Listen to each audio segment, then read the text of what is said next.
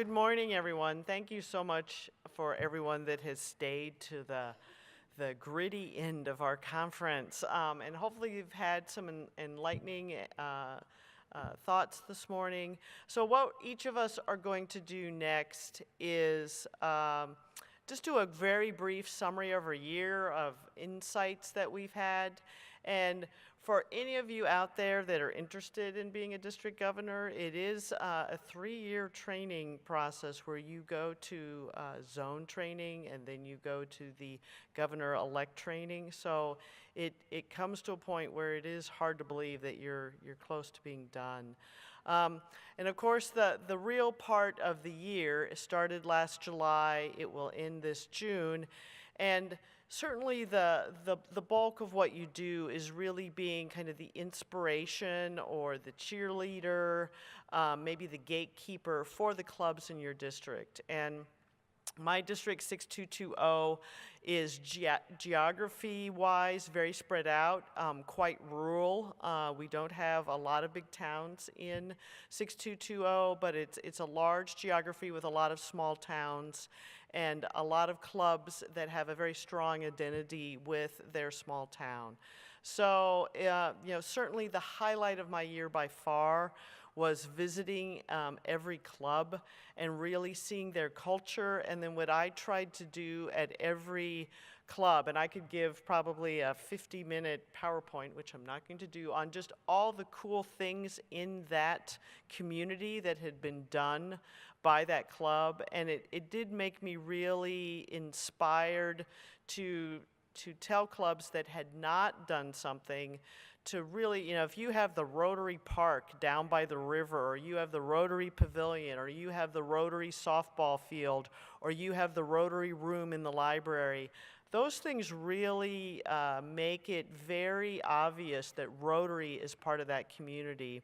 And one of the things we often do, when I facilitated at PETS, the President-elect training or other areas, is often you ask, if your Rotary Club went away tomorrow, would anyone notice in your community? And I can say very strongly that in a lot of the small towns that I visited, Shawano, Wapaka, Merrill, Minocqua, Marquette, Houghton, Rotary is very visible, and there are many more that I visited where, so I have a slideshow now where I have all the pavilions and benches and bike paths and all of that with the Rotary logo from our district. And it makes me very proud that we have just some amazing clubs that are very vibrant in their local community.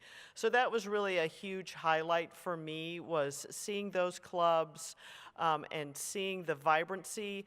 It was also made me very proud to really call out a number of clubs that are shaking it up and doing things differently.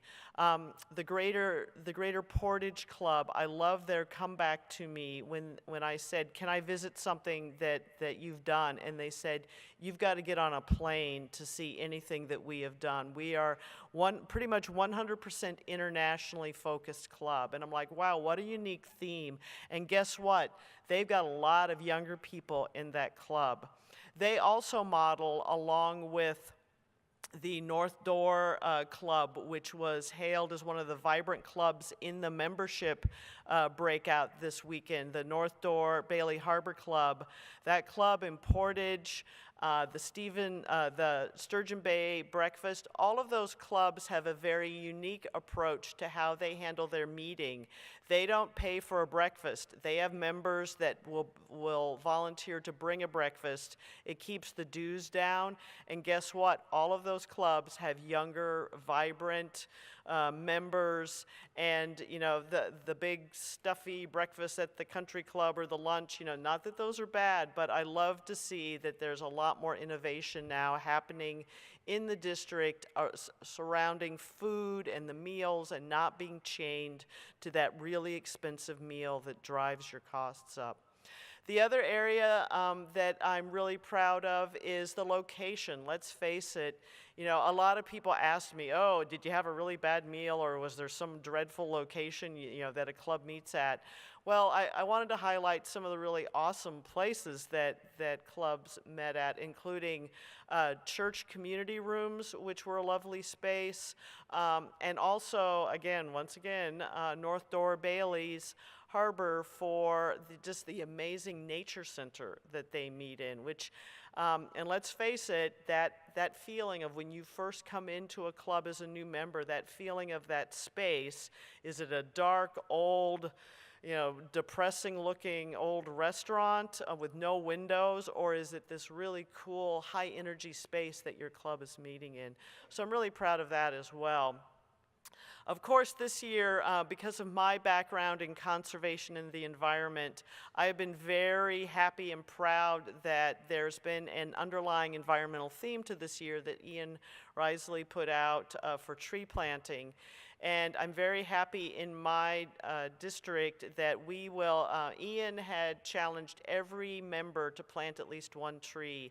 And I know for sure, even though we haven't planted, because planting is a little challenging in my district until at least probably 2 weekends from now when we get the soil unfrozen and snow off.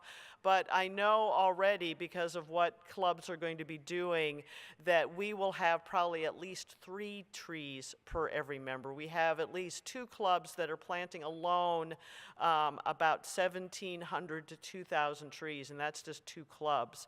And the partnerships with Rough Grouse Society, Trout Unlimited, Girl Scouts, there's all kinds of wonderful partnerships that have happened. I will call out, because I think one of the coolest projects in my district for that, which I am going to personally attend, is the Appleton Rotary, who actually, they meet at a location that is a former golf course that has now been converted, and actually the country club is now where they meet, and it's now a restaurant, and it's still an event center at an old golf course, but the whole golf course and the whole purpose of this center is now sustainable food, organic farming, and engaging mentally challenged and other challenged adults in jobs.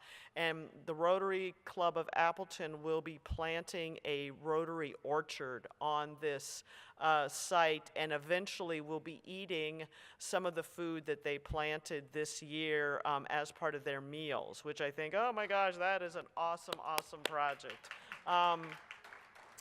So in closing, I do want to stand up and say very proudly and thank you to people that aren't here. One, the people obviously in my district, like Katie, my club president of my club, who really stepped up and became the MC of our event here. And you can see, you know, I think a young and vibrant face is what we need at these conferences. I felt strongly about that.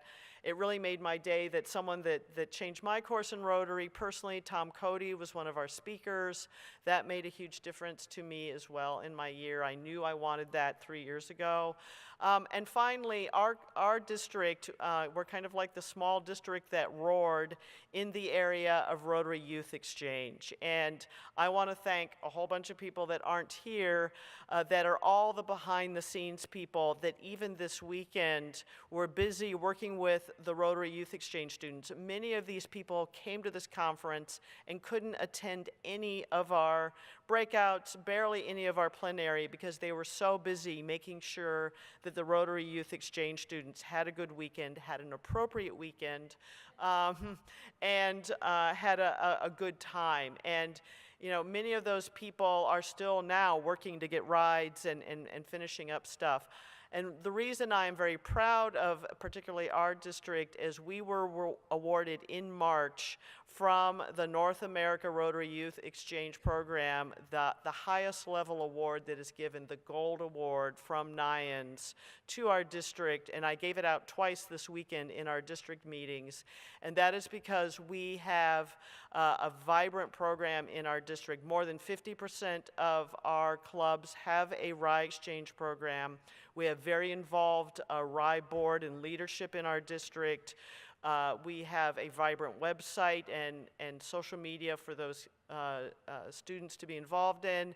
And lastly, our clubs bend over backwards to engage those Rotary students, those Rotary Youth Exchange students, in ice fishing, ice skating, snowboarding, hunting, you name it, the clubs embrace those students. And that was recognized by the North America Youth Exchange. So in closing, I just want to say I've had a great year. I wish I could just have a full-time job of going around and networking with clubs. I've had a lot of wonderful projects. I am very proud that I gave every single club a blue foundation piggy bank. The checks are now coming in because I want a goal of every club in my district to give to the foundation this year, which would be a first in a long time for our district. So those checks are now coming in from my blue boxes that I gave out. So in closing, thank you everyone in my district that's attended this. I get it that it's quite a commitment to commit for this weekend. Thank you for everyone in my district that has put work into this.